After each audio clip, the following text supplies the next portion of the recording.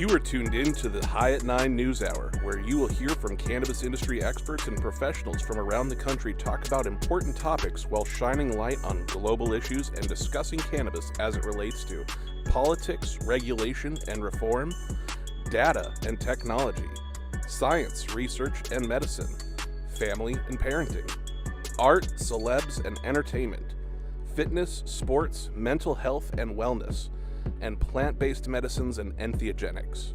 Together, we are building a stronger community, fighting the stigma and creating change. With your hosts, Jason Beck, Rico Lamitte, and Nichole West, joined by special industry expert correspondents from around the country and daily antics brought to you by cannabis. Coming to you live Monday through Friday at 9 a.m. Pacific Time. Thank you for getting high at 9 with us.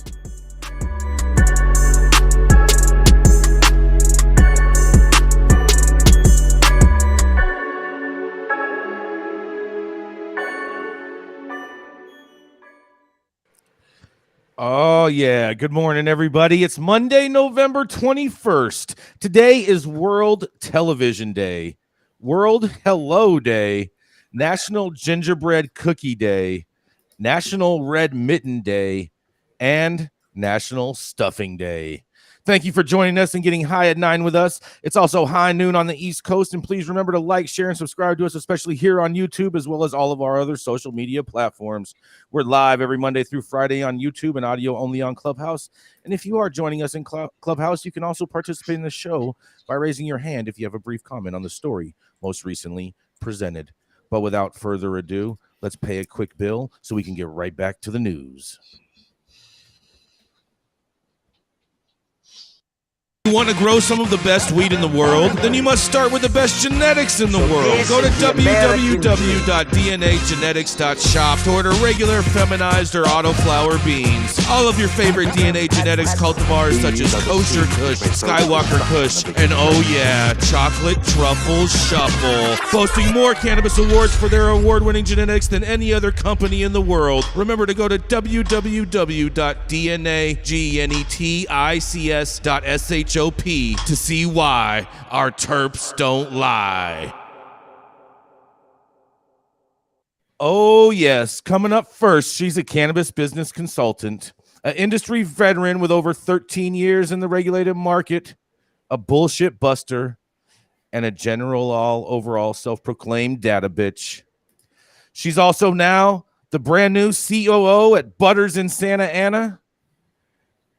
And she did some time for a cannabis crime. It is none other than the one and only Nichole West. Good morning. Good morning, everybody. Happy Monday. Happy recovery from MJ Biz week. I hope everybody is out there feeling good, getting through their week and having a great Monday. My headline today is actually kind of a funny headline, but it's interesting data that I'd really like to discuss and dig in a little bit deeper to understand why this is actually happening. So from Bud to Bud Light, legalizing marijuana causes alcohol use to rise, a major study has found. So alcohol use is rising in the states that have legalized marijuana for adult use, a major study has found. The findings run contrary to claims by advocates that legalizing cannabis would make people drink less. Researchers looked at data for 4.2 million people in all 50 states from 2010 until 2019. They found recreational legalization was associated with a significant increase in alcohol use and increase in the magnitude over time. The effect was most significant among younger adults 18 to 24 and men who were not college educated. The research from University of Pittsburgh and William Peterson University in New Jersey said that the findings show booze consumption is responsive to cannabis liberalization policies. So far, 19 states have legalized marijuana for adult use, while 38 states have passed laws permitting it to be used for medical purposes. A leading argument in the crusade for weed's legalization was the adverse health effects that more modest than those illicit drugs as well as alcohol. Legalization has brought negative side effects as well. Researchers over the past few years have found that legalization spurred a jump in traffic accidents, including fatal ones, and hinders teens' academic achievement. One of the things that actually I thought was kind of interesting in this article was the way that the data was run. So from 2018 to 2010 to 2019 was when all of the data was being developed. Now that 2020 was taken into account, and that was something that I think is a little bit interesting to consider because of how weird 2020 was just for the world. As far as, I mean, real life, I don't drink the way that I drank in 2020, but I had a very serious uptick in my alcohol consumption because I was locked in my house. Like I was literally at a point where I was like, it's 11:30. That's perfect time for a bottle of red wine. So the authors wrote, exploring the association of cannabis legalization and alcohol use is especially important to give the rapid pace in which states are passing the recreational cannabis laws.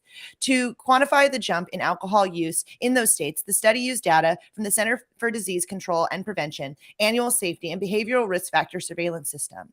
They looked at answers from adults aged 18 and up over a 9-year period. The annual Monitoring the Future survey reported that marijuana and hallucinogen use among 19 to 30 is up. I'm glad about that. The proportion of young adults who reported past year marijuana use reached 43% in 2021. I'm also okay with that. The significant increase from 34% in 2016 to 29% in 29% that was in 2011 on the amount of people that were using cannabis. Marijuana use in its previous months among 19 to 30-year-olds reached 29% in 2021 compared to 21% in 2016 and 17% in 2011. Part of me wonders if people have just become more comfortable answering these questions honestly as well. Over the years of cannabis becoming legal, there is some conversation to be had about the people that, when it wasn't legal, would never have answered yes to any of these surveys. The report also said that alcohol remains the most used substance among adults nationwide, and the study marks the biggest and most comprehensive investigation into the link between marijuana and alcohol use in the U.S. to date. The results were published on Friday in the Journal of JAMA Health Forum and are not the first to find this association. A study published in 2019 found that states that had implemented recreational cannabis policies tend to have a higher alcohol use per capita. Research into the link between the substances use is expected to grow as more states reform their laws concerning cannabis use. Still, findings concerning the link between alcohol and marijuana are mixed, and many contradict older research suggesting that marijuana legalization actually put down pressure on alcohol sales. Meanwhile, a 2016 analysis of 39 reports on whether marijuana availability decreases alcohol use and concluded that 16 supported the idea that that people substituted marijuana use for alcohol. So that's, less than half. I personally don't think a lot of people that were already drinkers, for the most part, are going to choose to not still drink. I think that's a choice that you're making on your own about whether or not you want to continue to consume alcohol. I think it's very interesting to look at the conversation about minors or 18 to 25 for that expanding. The study that was smaller, there was actually a smaller study that was released on Friday. It was based on resources from fewer than 12,000 Washingtonians ages 18 to 25. The legal landscape of marijuana in terms of the availability and potency has changed drastically over the past decades. And so the responses to what products that they're actually going for has changed as well. Anecdotally, patients say that the drug helps with severe anxiety, depression, PTSD, insomnia, as well as other mental and emotional conditions. So I think that there is some conversation to be had about pain pills and pharmaceuticals being used and what that actually looks like. I think to me, that's a more interesting metric than alcohol use, especially considering we are legalizing over and over for adult use. And when I think about cannabis use as an adult for adult purposes, not just to use it as my medicine, I think about it as the beginning of my night. If I'm going out to have fun. And unfortunately, since I can't continue to just get cannabis at a bar or at a club, I will and often do just go ahead and buy myself a beer or buy myself a drink at the bar. But I am curious to hear what everyone else's thoughts are about this data. It's super interesting to me that alcohol use has actually gone up in these legalized states, but I'm also, bad data in equals bad data out. So I'm curious what the bigger picture and the further, research on this actually shows. And I'm really interested to hear what Dr. Felici has to say. And I'm Nichole West, getting high at 9 with y'all. All I have to say is crossfade for the win. I was wondering when I heard the headline how much of the how much a contribution the hospitality industry made in increasing alcohol sales.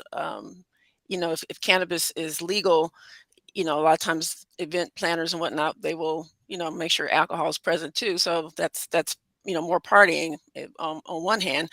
On the other hand, I'm surprised that it's so little. I mean, 0.9% is not a big increase. It is an increase, but substance abuse across the board has gone up during this pandemic. Women are drinking more than they've ever drank before because it's very stressful. And, it would be nice if people could reach more for cannabis instead of alcohol, but, there's not much stigma associated with alcohol. So if you're more stressed, you're going to try to medicate with something. So that's my thinking. I've taken more mushrooms since the pandemic than I've ever taken in my entire life. I've taken more cannabis since the pandemic than I ever have in my entire life. And I think a lot of that has to do with the fact that I'm trying to make sure that I don't lose my shit and cope through what's going on. And I've had this alternative where I'm like, I can go take a Xanax and just get completely like zonked and have zero personality and not be this creative, life force that I am in this space, or I can find a balance of natural medicines. And so I've personally taken more of a lot of things, but since the pandemic first year, I was drinking bottles of red wine at like noon, guys. I'm not going to lie. I was one of those ladies. I was like, fuck it. I think a lot of people were like that. I know myself. I was like, fuck it. Like, who knows? Is the world ending? Are we even going to have it tomorrow? Shit, might as well just have a good time now. Yeah. Bro, the first day of the shut-in, my kids got into the living room in pajamas, and I said, no, go get dressed like you're going to school. And they looked at me like I was insane and had three heads, and I told them, look, civilization may be ending right now, which means that this family is an individual cell unit of keeping civilization rolling forward. So we're going to get up on time. We're going to wear outside clothes. We're going to work out. We're going to eat healthy. And the Saint Germains are going to be responsible for keeping civilization moving forward. God damn it! Well, I mean, the Count of Saint Germain has been doing. Wow, you go, Matthew. That is the motto of the Count of Saint Germain. Anyway, so Matthew was going to send his kids to scrape me up off the ground because I was just plastered on the side of the road. I'm like, I don't know if I can know. The moment civilization ends, I'm making play for Emperor of California, you guys. Oh, I love it. I love it. Speaking of Emperor of California, that's a great way for us to segue into Jason Beck, who turns out actually is alive. For everyone who was curious if he did or didn't make it through MJ BizCon, turns out he did. Apparently, alarm clocks are better than Jason Beck. But with that said, Jason Beck is coming here to you live from Los Angeles, part of Smoking the Best Weed in the World capital, I'm definitely going to say. Also, he's the longest running retailer in the history of regulated cannabis, member of whatever political party might piss you off the most, and probably voted most likely to do something that's going to annoy you within the next 35 minutes. Jason Beck, what do you have for us today? That's right, because I love to vote. I love to vote. Thank you so much for that warm introduction, Nichole. Today, my story, you guys. Oh, man. Oh, here we go. Because the first legal medical marijuana harvest begins in North Carolina, and with a dispensary coming soon. And, here we go. The Eastern Band of Cherokee Indians has begun harvesting medical marijuana and expects to open the largest medical cannabis retail store in the U.S. next year. Take that, Planet 13. The tribal official in charge of the operation told the Charlotte Observer on Friday. In a quote, "I'm really proud of my tribe taking this step, one with the betterment of this community in mind," said Forrest Parker, general manager of Kuyala Enterprises, LLC. Kuyala Enterprises is the tribal subsidiary of its budding medical marijuana business on Cherokee land in western North Carolina. The crop is grown in greenhouses, and the tribe will have a more certain opening date for its dispensary around January 1st, Parker said. That also is when workers will begin retrofitting the old tribal bingo building for the store, he said. The Cherokee's medical marijuana operation will eventually employ 400 to 500 workers, adding to a tribal workforce that is already one of the largest in the state at about 7,500 employees, Parker said. The tribe has already received several hundred applications for medical marijuana jobs, including from neighboring states, he said. About 40 workers are on the job. Roughly 80% of them are tribal members, Parker said, and marijuana growing began in the summer while processing and extraction work has yet to begin, he said. In a quote, Most special to me is the employment opportunity, Parker said. We can teach them skills they can use for the rest of their lives in what is a very well-paying industry. The Tribal Council last year approved growing, selling, and using medical marijuana on its lands, making the territory the first place in North Carolina where medical cannabis is legal. The council's approval testified to the, in a quote, the changing attitudes toward legal marijuana and a recognition of the growing body of evidence that supports cannabis as medicine. Principal Chief Richard Sneed said at the time, medical marijuana benefits people who have debilitating conditions like cancer and chronic pain, he said. Only the Contrarians and 11 other states have yet to legalize medical marijuana. Oh, excuse me, the Carolinas, not Contrarians. The Cherokee maintain a sovereign nation in western North Carolina, about an hour west of Asheville, known as the Queala boundary.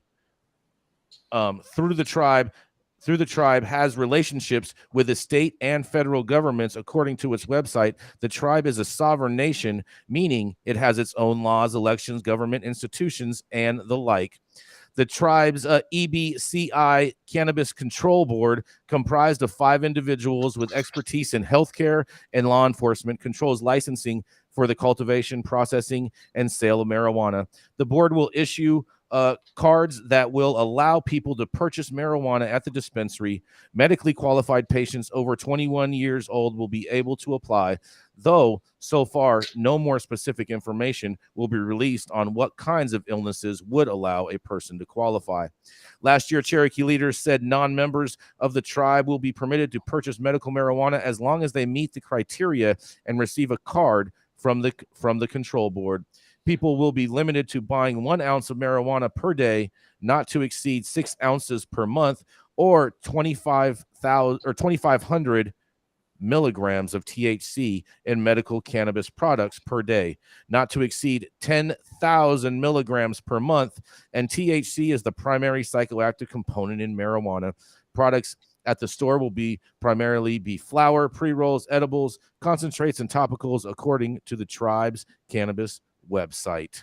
Well, I'll tell you what, I think this is really going to shake up the whole Carolinas with them having this access so close to home and not having to travel to another state, even though traveling into an Indian nation is the same thing as crossing an international border. But I digress. And this is Jason Beck reporting for High at 9 News.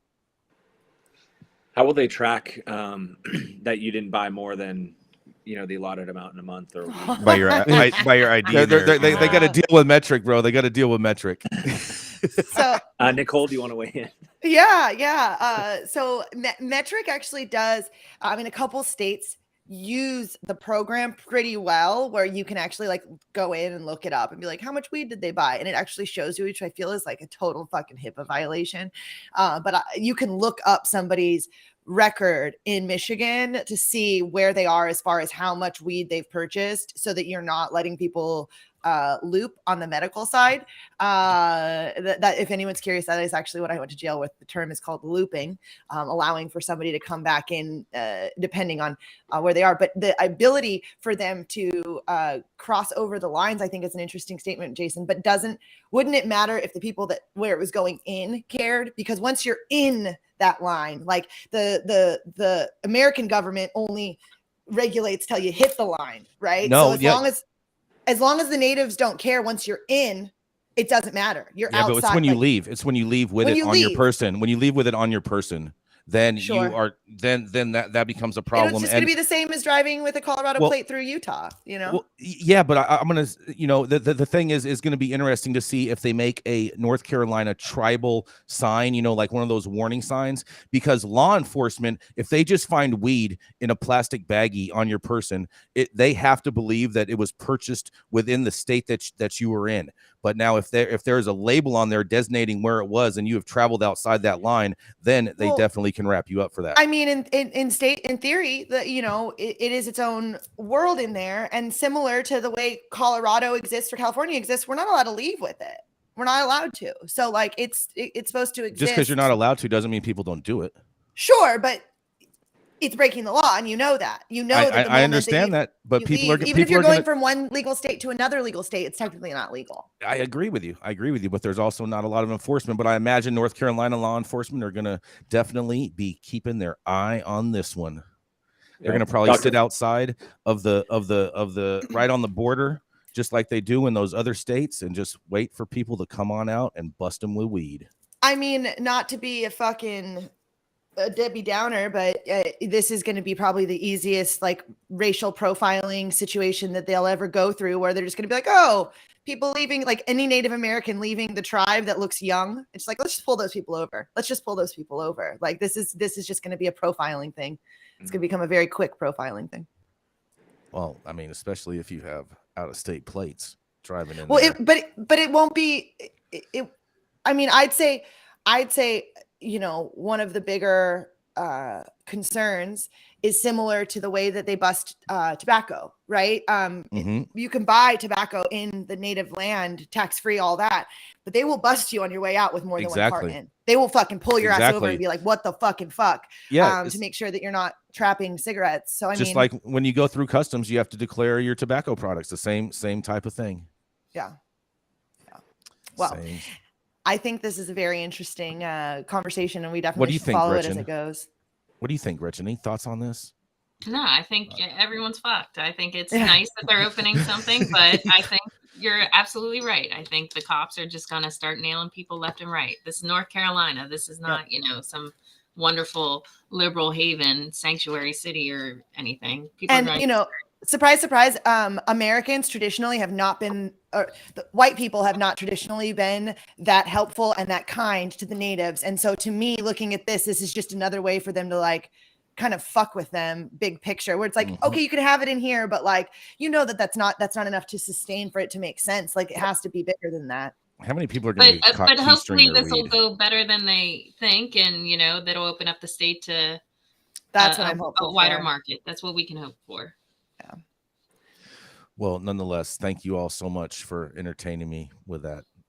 Because coming up next, she's a political strategist by day and a baker by night. A true female multitasker who can not only bake up a storm, but also knows how to make the sausage on Capitol Hill. She's the founder of Panoptic Strategies and our very own Washington insider. Taking off the apron, it's none other than the Gretchen Yaley. Good afternoon. I am quite happy to be back on East Coast time and out of my robe. My headline for today is Biden will sign bipartisan marijuana research bill passed by Congress this week, White House says. President Joe Biden intends to sign a bipartisan marijuana research bill that was passed by Congress on Wednesday. A White House spokesperson confirmed to Marijuana Moment on Friday. The Senate approved the legislation under unanimous consent this week, 2 months after it cleared the House. It represents the first piece of cannabis reform legislation in U.S. history to be transmitted to the president. As Bloomberg first reported, Biden will sign the legislation, which would give the U.S. Attorney General 60 days to either approve a given application or request supplemental information from the marijuana research applicant. It would also create a more efficient pathway for researchers who request large quantities of cannabis. Once the bill officially reaches Biden's desk, he will have 10 days, excluding Sundays, to sign or veto it. Otherwise, it will take effect without his signature. And yes, he'll sign it. That's what the White House spokesperson told Marijuana Moment in an email. The president remains opposed to federal cannabis legalization, but he campaigned on a number of more modest marijuana reforms, including promoting research, decriminalization, and rescheduling cannabis under the Controlled Substance Act. Representative Earl Blumenauer and Andy Harris sponsored the House version of the research legislation, which is substantively identical to a Senate bill from Senators Dianne Feinstein, Brian Schatz, and Chuck Grassley that previously cleared the chamber. Blumenauer and Harris previously championed a separate cannabis research bill that advanced through their chamber in April. Unlike that legislation, however, the newly approved bill notably does not include a provision that scientists had welcomed that would have allowed researchers to access cannabis from state legal dispensaries to study. The research legislation that is heading to Biden would encourage the FDA to develop cannabis-derived medicines. One way it proposes doing so is by allowing accredited medical and osteopathic schools, practitioners, research institutions, and manufacturers with a Schedule I registration to cultivate their own cannabis for research purposes. The DEA would get a mandate to approve applications to be manufacturers of marijuana-derived, FDA-approved drugs under the bill, and manufacturers would also be allowed to import cannabis materials to facilitate research into the plant's therapeutic potential. Another section would require the Department of Health and Human Services to look at the health benefits and risks of marijuana as policies that are inhibiting research into cannabis that's grown in legal states and provide recommendations on overcoming those barriers. The bill further states that it shall not be a violation of the Controlled Substance Act for a state licensed physician to discuss the risk and benefits of marijuana and cannabis-derived products with patients. While I see this as a wonderful first step, this is a typical first step in Washington, just trying to address some administrative issues, and again, just looking at research for cannabis. Will we see it anytime soon, the effects of this bill actually helping? I think it's going to be quite a while until you start seeing some research coming out of folks based on being able to get cannabis through this bill. As a reminder, the Senate version that went through, that did not pass earlier, did not allow for the study of cannabis from dispensaries. So they are still having to study shit from the University of Mississippi, which sucks. But like everyone says, just like good old President Biden's pardons, this is a wonderful first gesture for the cannabis industry, because we haven't gotten jack shit from them anywhere else. I think we're going to see more fun in action in Washington this week when they pardon the turkeys. This is Gretchen from High at 9 News. Oh, Well, I'm sad to see that the dispensary products are off the table. I just remember reading a researcher stating that there are other sources of cannabis now with the other 7 DEA approved entities, but she was saying that it's so much more expensive. It would be a lot more feasible to purchase stuff from a dispensary because the price is still kind of high from the other growers. So that is another issue. What I'd like to see come out of this, I'd like to see some universities hire some actual cultivators to really come in and start helping to run programs to provide them with the product that they need to study. It would be nice if they maybe employed some legacy folks who actually know what they're doing. I would see that as a great bridge into the industry. So I recently had a call a couple years back. I sold my manuals to the UFCW, which are using it for the apprenticeship program, and they've made me some connections to a couple universities to kind of help. There's a couple potential master's programs that are going to be developed in a couple universities around the U.S. And there is a college. I don't know if they've fully rolled it out yet, but there's a college on the East Coast that is going to have a full the medical division is going to research the product that the agricultural division is going to be growing and having like regular ability to make product better and figure out what that looks like. I was a little discouraged to see that it was in a state that doesn't necessarily have the best cannabis laws. So like watching like Mississippi do it has always been kind of ironic to me. But you know, I definitely think that this as a step and as a statement sounds really good. But I mean, it sounds about as good as if like Harvey Weinstein hired all women at the top of his school or his class, so like, I don't know. It would be a really nice gesture for you to give them all jobs and not make them suck your dick. But like, you already know there's going to be some extra credit work involved. Let's be honest. Exactly. It's not going to go down. It's not going to be fucking the way that everyone wants to, the way that the media wants to portray it, or the way that the political agenda that's pushing this forward wants to portray it. It's not going down like that. But I do think that the more conversations we have, the closer we are to a deschedule or bust. Well, this is good news for MAPS. This might break the logjam for MAPS. So MAPS is the Multidisciplinary Association for Psychedelic Studies. It's a public policy foundation that's been around for more than 20 years. They're the ones who did the psilocybin studies with Johns Hopkins University. And they've actually been trying to do cannabis studies with the VA and a bunch of others and have been hitting a logjam because of this. So this might actually allow some more of these universities to not risk their funding and get involved in these research projects that MAPS has going on. So maps.org, maps.org, if anybody's interested. good old Maps doing a lot of really cool shit. Hold on. Definitely. How is this? Because this is just a cannabis research bill. You're telling me this is a research cannabis and psychedelics bill? No, Maps has No. Maps has been No, we said Maps pushing for wanted to do research in cannabis. Yeah. Yes. Oh, Yeah. okay. And, all right. That and makes if more anybody's sense. curious, this is one random thing. On Amazon, you know how you can choose to donate to a charity? Yeah. Maps is on there. If anybody's Nicole. curious, Maps is on your Amazon options for donating and rolling your coins to charity. So if you can do that, consider it. Maps is a great place to put your money. Also, we're going to hop to a commercial break so you can figure out where else you can put your money.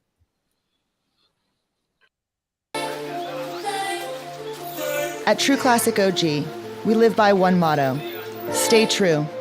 We stay true to our legacy cut of True OG that's always fresh, piney, gassy, and delicious. We represent the spirit, hustle, and diversity of our great city of angels. And we stay true to the spirit of this plant, doing everything in-house to ensure that you get the highest quality and consistency with every batch. And that's what's made us LA's favorite OG.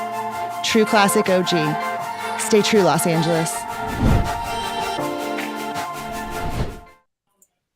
The thoughts and opinions in general shade thrown on the High at 9 News are those of individual speakers, not those of any other speaker or its followers. Statements made do not constitute legal or accounting advice, and our speakers make no representation regarding the legal status of any substance, country, area, territory, or its authorities. Views expressed in this room do not establish fiduciary relationships. Our sponsors do not imply, constitute the endorsement by us, the expression of any opinion whatsoever, any part of any speaker or anyone on stage. If you're an easily offended person, the show's probably not for you. Also, don't go hang out with Sean Kiernan very long.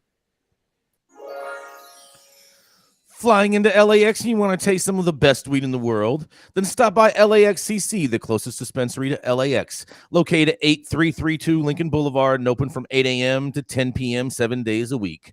Always make LAXCC your first stop when you touch down in LA and score like a winner. And don't forget to tell them I sent you and mention you'd like to get High at 9 for 10% off your full order. One visit to this office is sure to get you access to all kinds of blue pills. All shapes, sizes, and colors are always included and welcome in this safe space. She's the Plants for Life CEO and a dual board certified physician, always promoting cannabis as medicine. And if you play your cards right, she will mix some yellow ones with your blue ones to make a greener experience. Coming next to the stage is none other than the Dr. Felicia Dawson. Thank you so much, Jason. Happy Monday, everyone. My story comes from Cannabis Health News. Does CBD reduce the negative effects of THC? The devil is in the detail. New research that CBD may not reduce the negative effects of THC, despite previous studies suggesting otherwise, by Sarah Sinclair. A new study out of King's College London has found no evidence that cannabidiol, CBD, reduces the potential negative effects of cannabis. The research was published in the Journal of Neuropsychopharmacology. 46 healthy volunteers who used cannabis infrequently were entered into a randomized double-blind trial. Over the course of 4 weeks, each participant inhaled cannabis vapor containing 10 milligrams of THC with differing levels of CBD, 0 milligrams, 10 milligrams, 20 milligrams, and 30 milligrams. They used cannabis supplied by a research supply company out of the Netherlands and consumed it via a volcano vaporizer.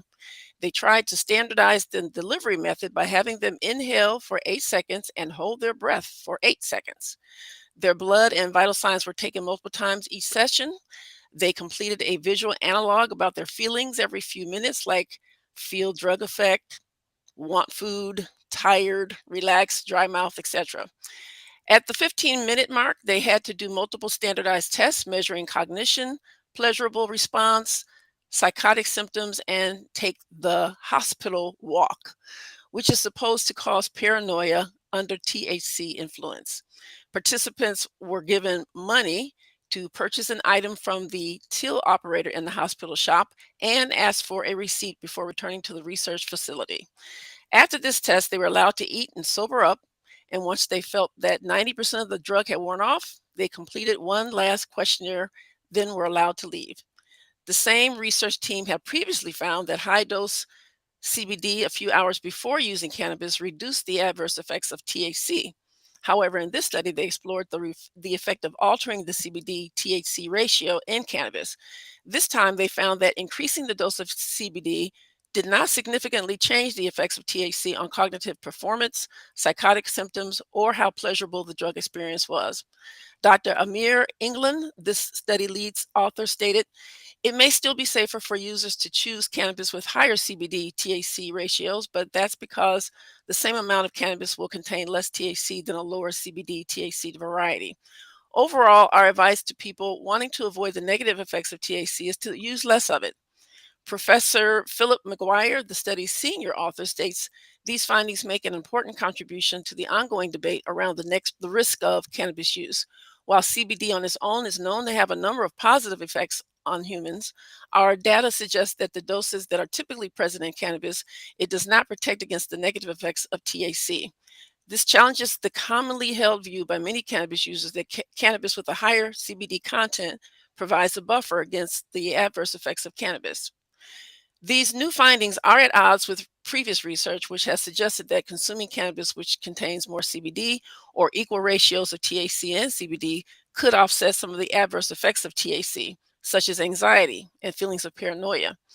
Last month, Cannabis Health reported on a clinical trial in which Dutch investigators examined the effect of a single dose of vaporized cannabis containing high THC, CBD, and a balance of THC, CBD on anxiety levels. Both the THC dominant and balanced THC, CBD samples significantly increased self-rated anxiety compared to placebo, but anxiety after the THC, CBD was significantly lower than consuming THC alone. The authors spoke to Professor of Pharmacology O'Sullivan to see how two studies could have such contradictory results. For one, the anxiety study was done on recreational or adult use consumers, whereas the study at hand were infrequent cannabis users. So there may be differences in endocannabinoid expressions. The anxiety study was pretty narrow in its view versus the present study looked at multiple symptoms, cognition, physiology, and pharmacology. The current study shows higher blood levels, and it's possible they use different vaporizers and techniques. I will say that the current study made a point of stating that a volcano was used at 210 degrees centigrade versus the other study on anxiety just states the manufacturer of the vaporizer, not exactly what type it was, and that it was self-administered. And also in the anxiety study, they inhaled for 5 seconds and held their breath for just 3 seconds. So this article concludes the fact that both studies seem to agree that high THC doesn't always make for a better high. They touched on the paper that we talked about earlier this month with Dr. Russo and his colleagues that aroma was more important than THC potency regarding a pleasant experience. Impairment and enjoyment are unrelated phenomena, the authors wrote. High THC cannabis may cause people to feel high, but high THC cannabis is not always an enjoyable experience. I love the story because the researchers somewhere on this planet are working with the actual plant in humans in real time. The results remind us of why we say start low and go slow. This study started out with 80 people, but they lost 12 because they couldn't tolerate the THC effects. People who don't use very much may feel impairment at 10 milligrams THC, regardless of CBD content. Those who have tolerance may have less of an effect. This article also demonstrates how important study design is and how you can get different results if you don't replicate exactly. More research is needed. This is Dr. Felicia Dawson reporting for High at 9 News. What are you all's thoughts? So when I worked at Weed Maps like a decade ago, the guys who run SC Labs, Alec Dixon is one of them, and he was really into CBD, and everyone at fucking Weed Maps would basically like troll us out of the office because we both wanted CBD in our mix, and we were trying to explain the importance of having this balance. And all of the like dabbers were like, it gets you not high. Like they would get like genuinely mad at us because then Alec would be like, I brought the CBD dabs. And they were just like, get the fuck out of the office. Like, what are you doing? Why are you bringing CBD dabs? But I do think that tastes like cherries. I mean, it's not actually true, but there are correlations there. There are correlations to CBD and specific terpenes that do grow when CBD is heavily present in the plant, and it does have more of a fruit-facing flavor, but that is not because of the cannabinoid. That is, in fact, because of a terpene, but correlation is not causation. But I will say that this is something that, the people that are looking to get like super high have been kind of continuing to push as a narrative. So I think it's interesting to see. We need more research on it, obviously, but the anecdotal information is all my like super dabber friends are like, get the fucking CBD out of here, because they don't want to affect their high in their mind. And I think that there's been some dosing amounts put out there by, I think, NIDA, that maybe 5 milligrams, and I think we may need to even go lower than that, especially if we're be doing research on people who are cannabis naive or don't use very often. 10 milligrams is a pretty heavy dose for people who don't use it very often. Yeah, 10 milligrams for someone that's not experiencing cannabis definitely can be a high dosage for them. So start low and go slow. And for all of you out there, the actual statement, the state's recommended dose is 10 milligrams. Take 10 milligrams, wait 2 hours, and decide how you feel. Do not ever tell anybody to take any more. You're not a doctor. You're not a physician. Your statement is exactly as I said. The state's recommended dose is 10 milligrams. Take 10 milligrams, wait 2 hours, decide how you feel. Oh, yeah. What do you think about this, Matt? There's a couple studies that came out where they showed that black pepper actually helps people who are having THC-related anxiety. The terpenes, just gently smelling the terpenes really grounds you. And I actually do this sometimes with people. Like, we'll get real high and then we'll break out the black pepper and smell it. And there's a physical feeling you can feel where it feels like your blood pressure is dropping and your blood is kind of like going down to your feet. Is it the capsaicin? It's the terpenes. It's the actual terpenes. I get that when I smell red pepper. The beta carotene. I get that when I smell like weak weeds, like Jack Herrera's and those sativas. Oh man. Well, weak weeds. We'll go ahead and hop to our next correspondent, who used to be a cop and hopefully doesn't smoke the weak weed, because that's all they were confiscating at some point. Founder of CC Security Solution. He's a NorCal dope dad that's traded in his issued gun and badge for a blunt and a notepad. Former cop that's now security consultant at CC Security Solutions, here to increase your chances of survivability and make sure that this cannabis industry can be just a little bit safer for all of us. Chris, what do you have for us today? Hello, happy Monday, everybody. My article today comes out of Connecticut. Headline reads, "These Connecticut license applications were denied. They may soon get a second chance." So more than a dozen applications were denied and have been given a second shot. So the Social Equity Council, which oversees the vetting of equity applicants for cannabis licenses, has remanded applications for 11 cultivators and reconsidering applications for 6 applicants to the Social Equity Lottery for varying license types from food and beverage to retail.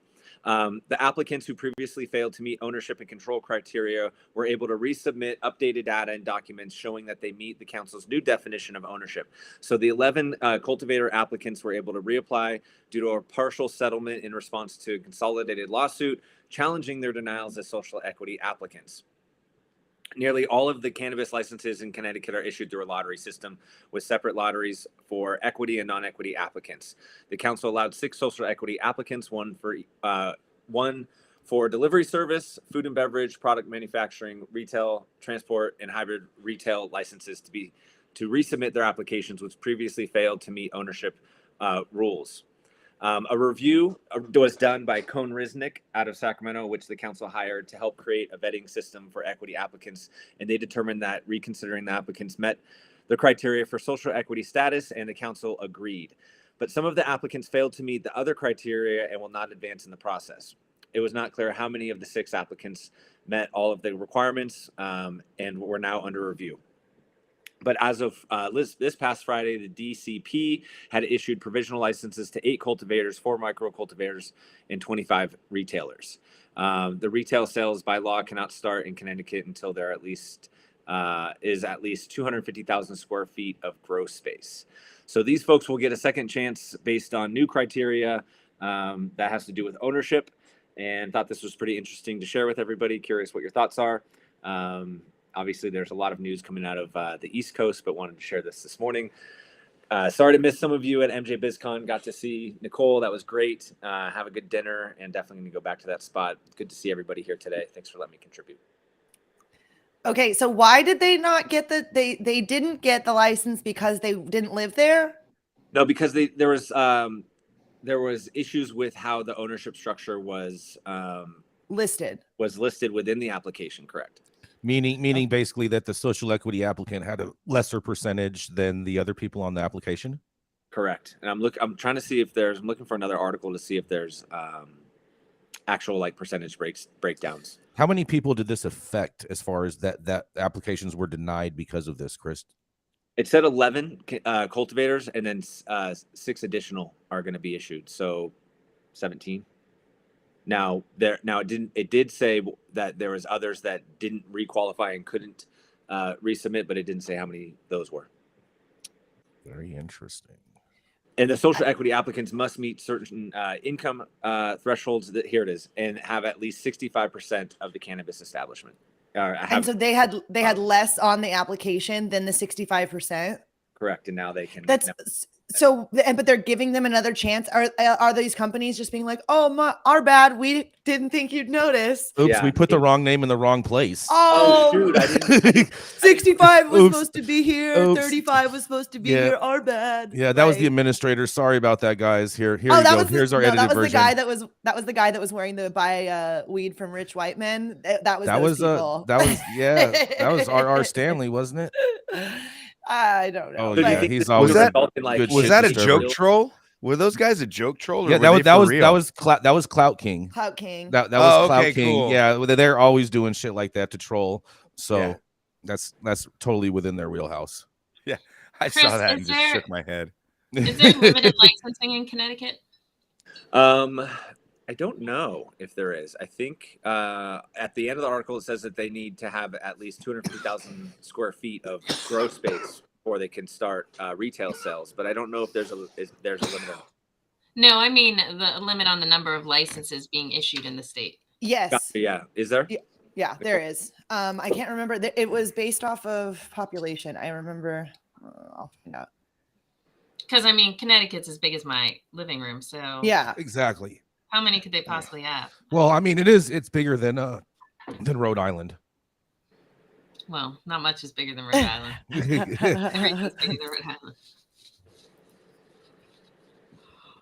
I'll figure this out. I think we're probably good on this story. We can hop to our next correspondent, Jason, if you want. All right, here we go. Coming up next, he's a cannabis wizard doing his damnedest to continue the work of the merry pranksters and the brotherhood of eternal love. Alongside the Hogwarts PhD in tripping balls, this co-host of What's Good and the Cannabis Flower and Hash Review Show, as well as host of Radio Free Earth podcast, boasts over 33 years in the game for sales, genetics, and cultivation, as well as being the immortal Transylvanian Count himself. It is none other than the Matthew Count Saint Germain. Morning, everybody. Wait a minute. Yes, you can. Happy Monday, y'all. And this story is just crazy. New York cannabis farmers have $750 million of weed and nowhere to sell it. New York cannabis farmers have been waiting for the state to roll out licenses to sell weed and have stocked up on $750 million of the drug or plant and currently have nowhere to sell it, according to a new report. According to a report in Bloomberg, growers have nearly 300,000 pounds of the drug or plant waiting to be sold to customers statewide, but are still waiting on the state's Office of Cannabis Management to approve retail dispensaries. So far, no legal weed dispensaries have opened in New York, although police in New York City have been cracking down on a plethora of unlicensed illegal ones that have opened since marijuana was legalized in New York. Sounds like the police dogs are coming. It's an unclear path to market, to say the least, Melanie Dobson, chief executive officer of Hudson Cannabis, told Bloomberg. We've been told again and again that dispensaries will open before the end of the year. I've acted as though that's our single source of proof, so we've prepared for that. New York's new cannabis laws say that people with prior marijuana-related offenses or their family members will be prioritized for licenses. That's good news. But a recent lawsuit has blocked the rollout of licenses, arguing that the program violates the Constitution. The goal is to open dispensaries by the end of the year. Aaron Gittleman, a spokesperson for the OCM, told Bloomberg, we're still gunning to get first sales on board by 2023. However, farmers are concerned that left sitting for too long, their product, which could bring as much as $1.3 billion in sales to New York City alone, will end up going to waste. And at the same time that this is happening, you can literally look on Twitter and elsewhere, and there are people with plastic tables set up in Washington Square Park and elsewhere just crushing out pounds in turkey bags left and right. So it's a really upside down scene in New York. The outlaw in me loves it. At the same time, I'd like to see stores opening up so that the stigma is lessened and more, air quotes, regular folks find the healing joys of cannabis. How do you guys feel about this one? I mean, I definitely believe it because I had a friend of mine send me some pictures. They were actually at one of these cultivations in New York, and they were and it literally all it looked like just like a shipping area where they have wooden crates full and stacks on stacks on stacks full of just pounds and pounds of weed. So let's be real. Every bit of cannabis that's in New York right now, except for 3 facilities, are being grown by hemp farmers. And I'm not trying to be an asshole to That's the true. hemp farmers, but it is literally 750,000 pounds, or whatever the fucking number is, of straight boof packs. Boof. Like Straight so boof. far from anything that matters, like real life. New York's best thing they could do is just burn all that shit in like a fucking Boston Tea Party effort to like fight the government on this, like bust what Elliot did at Catalyst, but do it bigger with like all this, millions of dollars worth of weed, and maybe throw it in the ocean. I don't fucking know. But Look at you throwing the weed in the ocean. Oh, it's going to turn into fish food. Don't worry about that, But I think, one of the realities is like there's a gang of weed, but most of it is not quality. It's like really bad, actually. And so bad weed over time equals badder weed or worse weed. And so, bad weed squared equals boof times X. That's my equation for today. And that's kind of where we're at with all of the weed that's in New York. I've seen some of the stuff that people are selling as the Zaza there, and it's either coming from California or it's Nana. There it is. That is It true. is coming from California. If you're not and is it smoking being California stored properly? weed. Is it being stored properly? No, Because they're it's- storing it like fucking barns and shit, and they've like. Let me show you. Let me pull so up one bad. of these It's pictures so and bad. just show you guys this. Oh So my many God, creators from you guys. California. Give the That- East Coast a chance. Come Well, on. Not when you see the weed that's packaged like this. Okay. Easy Oh killer. my God. Easy. This Go is- back into your Vegas coma. So All check right. this out. Oh yeah. Gretchen, for I Gretchen think- and Dr. Felicia, most of the weed that is in the California legal system isn't being stored correctly, and these are people that have had decades of practice at this. Yeah, So people are really bad. It's no surprise that it's not being stored correctly anywhere. The biggest drop point for most people is that they think that climate control equals air conditioning. What they don't realize is that air conditioning also includes dehumidification. That's right. And most terpenes are so incredibly volatile that even if you're below 60 degrees, once you get about under about 20% humidity, your terpenes start That off shit's gassing, going. and And your cell I'm- walls of your cannabis get brittle, and your cannabis begins to degrade. I'm being an And then it asshole. starts You to shouldn't turn put it in the colors. ocean or burn it or anything like that unless you're actually doing it to cause a statement, because that is important, because we still can turn this into quality. I mean, not quality, but we still can distill Simpson this oil. product. We can make RSO. We could distill the product to, get cannabinoids out of it. There definitely is still value to the Could turn it material. into hempcrete. It's probably to not see- the fibrous. It's probably not as fibrous as it should be, honestly. mean, I would like you could do someone it. to make a real statement and perhaps sue the state of New York for the yeah. value of their weed and be like, hey, I was ready to go. Where were you guys? Yes. And really try and get some money out of the state. I and see appreciate what that. the state has to say about that. I think that would be one route to go. Or they can really lean into the, Washington Square method and just have a giant flea market, a big old farmer's market, and just go to town. Just sell the hell out of the crap.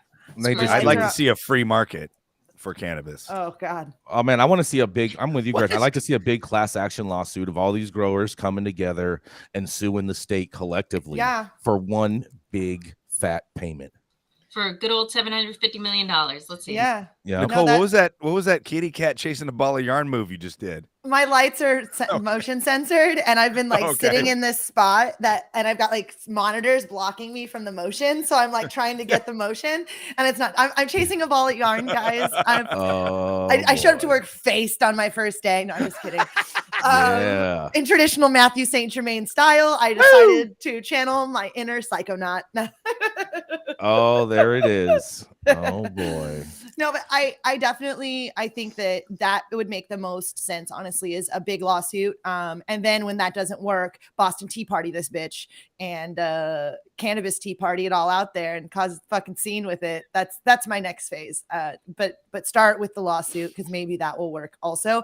But if you do win, my favorite part is once you do win, you're gonna have to sell all this weed, and you're gonna sell it for pennies. It's not gonna be. What do you think it's actually gonna wholesale for? It's all gonna, $10 an it's ounce. all gonna be that shake, roll your own stuff that people trying to sell it in half ounce and ounce packs.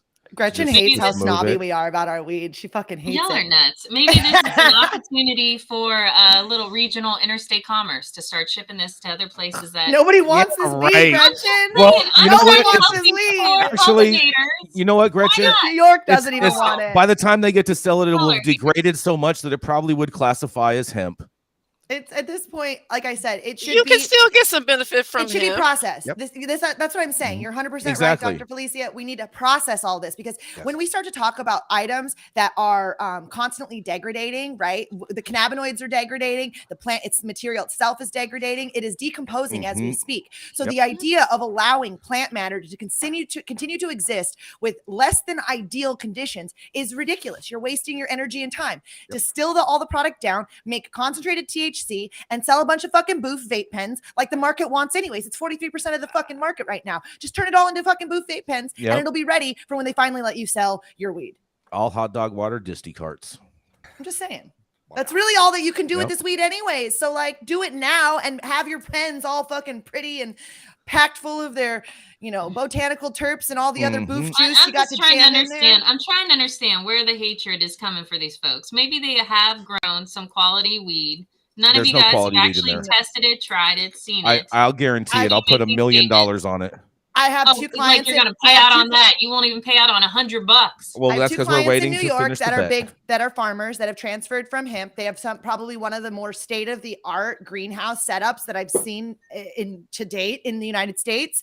And they're growing mids at best, and they're doing a really fucking good job because the climate and the conditions that exist in New York are not ideal to grow cannabis. There is no argument to that. And so when we actually start to have a big picture, regional versus varietal, New York is not going to be the place that's producing wine, just like they're not going to be the place that's producing weed. Like there's like 3 vineyards in New York and they all kind of suck. Sorry if you're one of those 3 vineyards. But you know what California's doing? Pumping bottles out by the fucking truckload. And that is an environmental issue that we're not going to be able to solve because we're not Mother Nature. New York will never be able to provide the environment that it needs for that product. There aren't any good indoor things.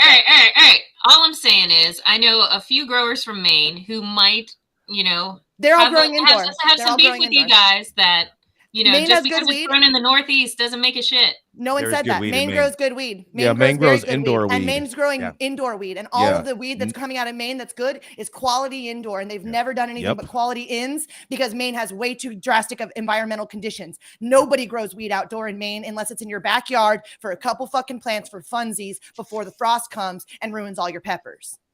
It's all indoor. All the good weed. All Maine indoor. grows fire. Good So fire. weed you're is saying indoor. every ounce of weed being grown in New York is all It's outdoor. all outdoor. It's all outdoor. Right weed. now, It's right all now. outdoor. This- Currently. yes. There is no Next indoor year- cultivation. Next year it'll be different because all the weed that's coming down right now was the hemp conversion. That's all that's coming out right now is the farmers that were already growing hemp converted. There are farms that are coming down now. So we're going to start seeing in the next few months because they got lights in 6 months ago. And then it takes about 3 months to get the plants in. And now you're going to start seeing indoor harvests, but they're going to be baby fucking harvests compared to the glut of outdoor that we're sitting on right now. You're not going to see what we're seeing in New York ever again because these hemp farmers, for the most part, are real agriculturists. And they're going to see the value to crop to dollar to acreage. And they're going to start growing something else next year. Well, I'm still going to hold out that East Coast is going to provide some wonderful weed. And I love how cute Jason Gretchen Beck, is in the morning. You I are love how so fucking cute you are. I had to do you my are hair. I so- wasn't gonna let you be the only hot one on the show. I had to do my hair today for work. I was like, I didn't do my hair either. So. good. I had to show up today, Gretchen. I had to show up. I did You look I did better. my You hair. look better than the rest of us in your fucking towel. So Chris and I both did our hair. We have the same hairdresser. Yeah, Gretchen, I got Looking good, Chris. great respect for you showing up with that towel on your head. I'm like, oh my goodness, this is a woman who is she is comfortable. You're so comfortable in your skin. It's amazing. I was like, you go, girl. I don't least she care. showed up. I don't care at all what the world thinks. Whatever. I'm in cannabis for Christ's sake, and I'm a Republican in Washington. I really don't care what people think. Tell them, Gretchen. that's Yeah. You obviously gave up on the concern about your like immediate surroundings caring or judging you the moment that you were like, I'm going to be a Republican that lobbies for weed. You're like, fuck it. I'm really proud of Jason Beck. I show up when I'm supposed to. I do too. Regardless of how bad I That look or how rough it is, I will be there. Oh, Jason well. Beck got outsmarted by an alarm clock 2 days in a row. I did. There's no I figured I've always Hold on wondered. for a I've second. always Not wondered. one No, hold on. I've always wondered Was that a Joe for Biden years. move? I feel like he definitely No, gets outsmarted by his alarm clock. I have always wondered for years why, when my alarm does not wake me up, why it's still not going off Because when he doesn't I wake understand up. snooze. This is the best And part. I love never that that's an understood actual snooze. argument. I never understood snooze. I never knew that you had to hit the alarm time again once you set it and like turn that off so it never stops. Wow, this is so good. Well, I'm glad that So- everybody made it to the conference, and I'm glad that all of us made it back from MJ Biz. Some of us a little bit more tattered and torn than others, but thank you all again for tuning in and getting high at 9 with us every Monday through Friday and high noon on the East Coast. Big shout out to our audience and supporters for tuning in daily and listening to the insanity that is the developing cannabis industry.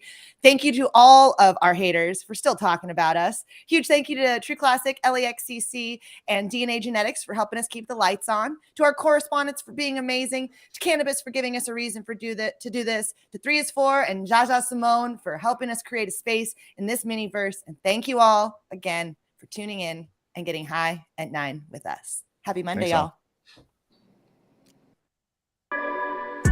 You are tuned in to the High at 9 News Hour, where you will hear from cannabis industry experts and professionals from around the country talk about important topics while shining light on global issues and discussing cannabis as it relates to politics, regulation and reform, data and technology, science, research and medicine, family and parenting, art, celebs and entertainment, fitness, sports, mental health and wellness, and plant-based medicines and enthogenics.